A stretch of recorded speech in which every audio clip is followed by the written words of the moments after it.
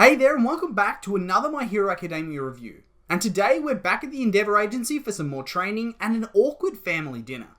But before we get into all that, I just want to let you guys know that I have read the manga and I'm aware of any relevant future plot points and details. But for the purpose of these reviews, I only like to talk about what the anime has presented up to now and not go back and forth between the manga and the anime. It just helps keep the reviews streamlined and allows anime only fans to watch along and join in too. But with that being said, let's get started. We start off the episode back with Endeavour and the boys, thank God, where Midoriya's narration informs us that a week has passed since the start of the work studies program. We then see a businessman walking out in the street at night with a briefcase, only to find himself robbed by a lone thug. Good luck to this thug, by the way, he's going to get turned into mincemeat.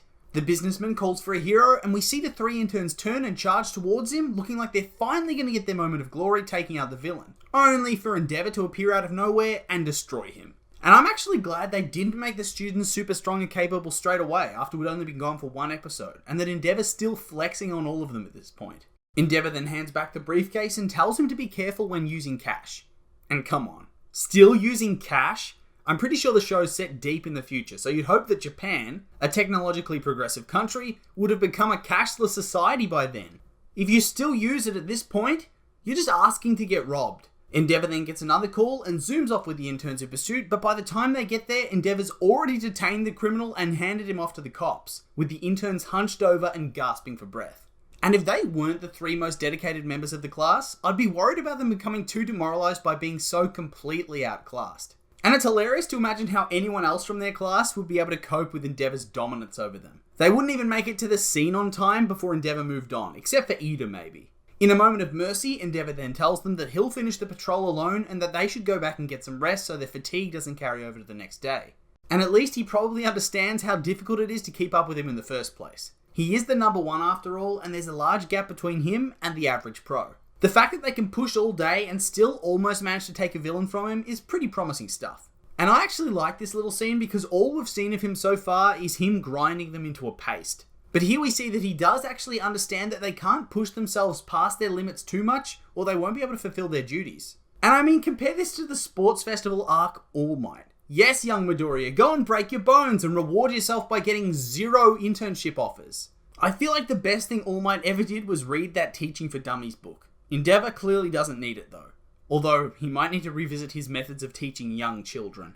Deku then decides that even though Endeavour's clearly better than him right now, he's not going to give up and is going to keep chasing after him. So obviously his method of having them run around and watch him do all the work is working to some degree. And clearly All Might's teaching method of pushing Deku well past his limits has permanently stuck in his brain like a dangerous habit.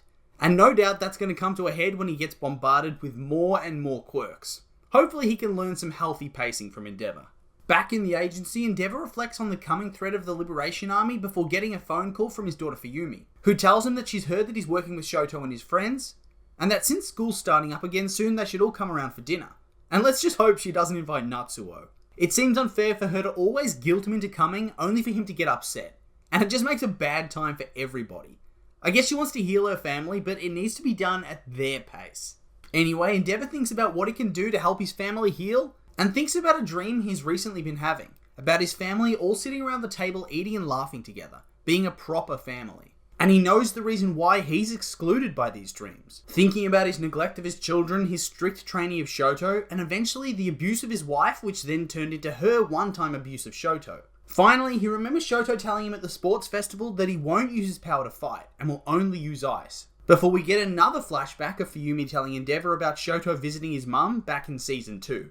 And first things first, Endeavour's beard in that scene is gross. Glad he shaved that bad boy off. Fuyumi then tells him that Shoto's decided to write his mother letters when he's too busy with school and that he's trying to move past the trauma in his life. And then we got to revisit the last awkward family dinner they had where Natsu stormed out and Shoto told them he wasn't ready to forgive but was ready to see where it goes because he knows a small moment can change a person. And I'm not sure why they thought having another one of these awkward dinners but then injecting Deku and Bakugou into the mix is gonna go well at all, but it is what it is. Actually, to be honest, they probably didn't even think about that at all. Shoto's proved time and time again to take everything literally and not understand normal social etiquette or cues as to how to behave in response to emotional situations. Everyone just thinks that's him, but the more you look into his family, maybe everyone else is like that way too. For Fuyumi and Endeavour to think that it's a good idea to invite Shoto's friends over to smooth over family tensions is quite honestly quite smooth-brained and completely out of touch with reality. No wonder poor Natsuo is always so depressed when he goes there.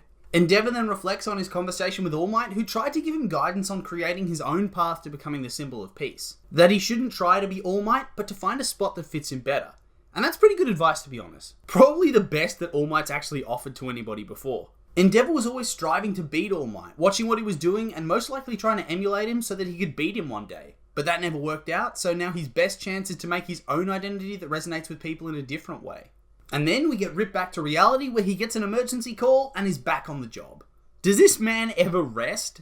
We then time skip to the next day where we see Deku and the rest waking up in Endeavor Agency lodging facilities, where Burnin begins to tease Bakugou and Deku about whether they've managed to catch a villain before Endeavor has, or even keep up with him at all. And it's a bit harsh to haze the newbies like this, but okay. Shoto then arrives and does his best to pump up his friends, telling them that this is the day that they're going to surpass Endeavor. But it's been a week. Good luck with that. Meanwhile, Burner notices that they're all scratched up and their gear's looking pretty worn down, realizing they've been putting in 100% every day to try and beat Endeavor just once, and that she doesn't need to try and light a fire underneath them. So I guess that's why she was teasing earlier, to try and motivate them to work harder. And I'm not sure how I feel about that. Banter's good, but with the power dynamic of being a hero versus them being intern students, plus barely knowing them, it comes across more as rude than playful, but I guess I see where she's coming from. And I think the only one of the three that tactic would properly work on is Bakugou, because his ego's fragile as glass. And then Endeavor turns up, and they start another day of their grueling work study. We cut to them running through the street with Endeavor yelling at them, telling them they're not good enough yet and they need to shorten the time they take to think, act, and control their power. Pretty much enforcing his initial lessons from 2 episodes ago. And all the while, he's still getting the job done. Chad. And then we see a bunch of window washers in one of those window lifts, which is attached via rope. Surely they have a stronger material by this point in time. And then the rope snaps and they begin to fall to their deaths, only to be saved by Endeavor. Jesus. Lucky he was there at that exact moment, otherwise the city council would need pavement washers as well as new window washers. Also, once again, how is he so strong? I get he's flying from the fire on his feet, but the rest of his body isn't augmented by that power, is it? Wouldn't it just snap his arms and crumble his body as he gets trapped between the metal and his feet being held in place by the fire? He would die in a split second. What's up with this dude? And then he kicks down a wall with just his feet, no fire, whilst walking out of a burning building carrying some plebs. He then tells the big three that they can't waste a single second, and they need to stop incidents before they occur, as he pummels some would-be robbers. He then stands on a building overlooking a crosswalk, telling them they need to search for the evil in the everyday, which is not something you can just learn straight away. But the more experience you accumulate, the better at it you're going to become. And to be honest, I'm getting major Batman vibes from this whole scene, down to the complicated relationship with his kids, just minus the abuse, I guess. Although, is teaching your foster sons to patrol a city where psycho killer clowns who are obsessed with killing them just to hurt you the mark of a good parent? Probably not. He then goes on to tell them that just maintaining their current level is the same as going backwards, and that they always need to be working towards surpassing their current capabilities. And those are some pretty high expectations, but it's still good motivation and mentoring in my opinion. We then cut to the end of the workday with the 3 interns once again hunched over, with Endeavor standing strong. As the 3 of them discuss how they're improving and keeping up with him day by day, Endeavor remembers his promise to take them to a family dinner. And this is mostly, I guess, due to the fact that he realizes how much this means for Fuyumi and how much she's helped him. He then yells at them, "It's time to move out!" before we instantly find them at the Todoroki house, with Bakugou kicking and screaming, complaining about going to dinner and telling Todoroki to go and tell his sister that they're not friends. And honestly, Bakugou's outbursts are all the more funny when they're understandable.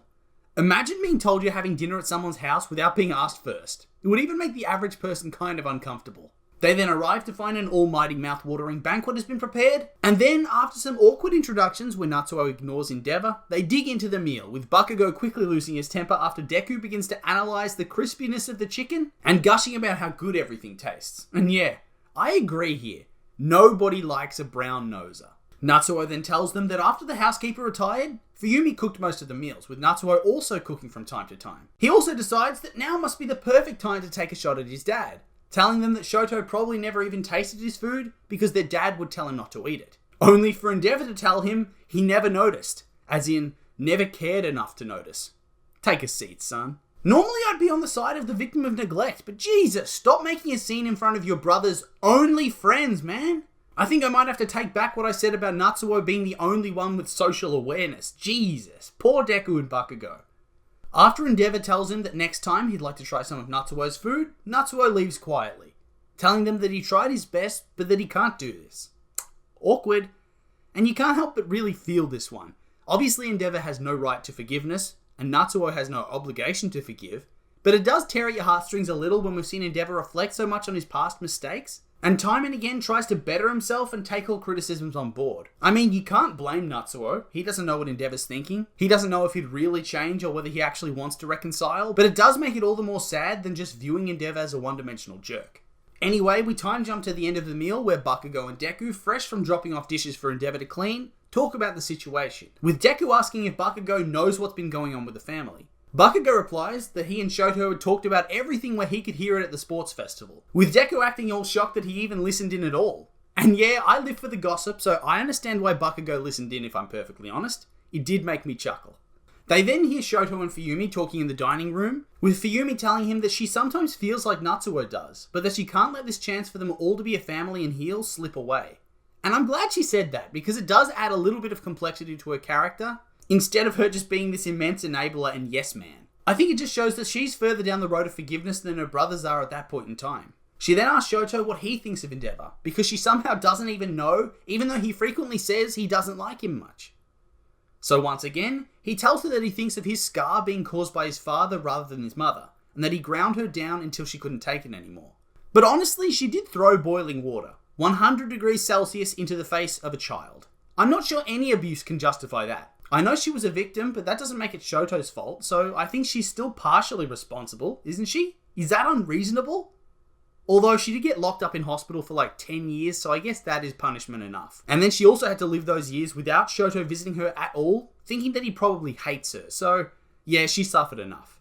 He tells her that he can't forgive his dad so easily for ruining their mum, and that he's glad that she's trying to work through it herself. We then learn that she's been writing letters back to Shoto, and if she keeps improving, that she'll be allowed to be discharged from the hospital, and that she wants to live her life with her children again. Shoto then says that he doesn't really know how to feel about that, or about his dad, before Bakugou finally has enough and storms in, telling them not to talk about sensitive subjects when they have guests over. And so true. Nobody wants to hear about that right now. Time and a place to air your family issues. It's one thing to force people to come over and eat dinner at your house, and it's another to air your personal issues out on the table completely uninvited, making things incredibly awkward for your guests. Bakugou then gathers up some plates and storms off, telling them that the dinner is ruined, whilst Deku stays behind and tells Todoroki that it's okay if he hates his dad, but he thinks that's not true, and that Todoroki is preparing himself to forgive him. Deku is once again the ultimate bro and the ultimate emotional support friend. We then cut to Endeavor sitting in front of what appears to be a shrine, where he's figured out what he can do to help his family at last. But he won't tell us till next time! He then reflects on his dream again, but wishes that his elder son Toya could have been there too. This is the first real time we've had a proper reference to their mysterious sibling. And honestly, those eyes look familiar, don't they?